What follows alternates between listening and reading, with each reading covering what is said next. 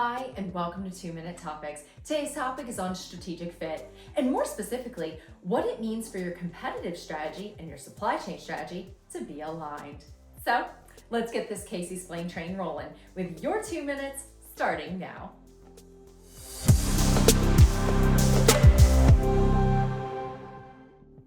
As we all know, organizations are constantly making decisions about what products and services to offer, who their target customer is, and how to actually compete in their markets.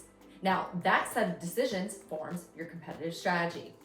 But here's a question that often goes unanswered. Is your supply chain actually built to support your competitive strategy? Well, that's the concept of strategic fit. Now, strategic fit is the alignment between the customer priorities that your competitive strategy is designed to satisfy and the capabilities your supply chain strategy is designed to execute. Now, when those two things are not aligned, the result is a supply chain that is either over-engineered for what the customer actually needs or incapable of delivering on what the business has promised. So, how do you actually achieve strategic fit? Well, there are 3 foundational steps that you can start with. So, number 1, understand your customer and the uncertainty that they create. As we all know, different customer segments have very different needs.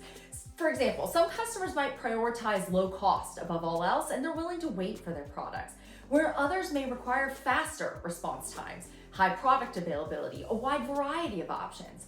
But the combination of those needs creates what's called implied demand uncertainty, which is the level of unpredictability that your supply chain has to be prepared to manage. The higher the implied demand uncertainty, the more your supply chain needs to be built for responsiveness. Number 2, understand your supply chain's position on the responsiveness spectrum. This isn't a buzzword, but supply chains range from highly efficient, meaning that they're optimized for low cost, to highly responsive, meaning that they're actually built to handle variety, short lead times, high service levels, and supply uncertainty. Now, responsiveness comes at a cost. So the question is not which is better, it's actually what is right for your customers and how you're trying to serve them. And number 3, achieve the fit. So once you understand your customer's implied demand uncertainty and where your supply chain sits on the responsiveness spectrum, the goal is to then align the two. High implied uncertainty requires a responsive supply chain, where low implied uncertainty is better served by an efficient one. A mismatch in either direction, though, leads to either unnecessary costs or unmet customer expectations. Now, it's also important to note that strategic fit does not stop at your organization's 4 walls. It actually extends across every stage of the supply chain, from your suppliers to your manufacturers to your distributors, because each stage can play a different role in managing uncertainty. But your overall system needs to be working towards the same goal. Now, as products evolve throughout their life cycle, customer needs and your supply chain conditions may change.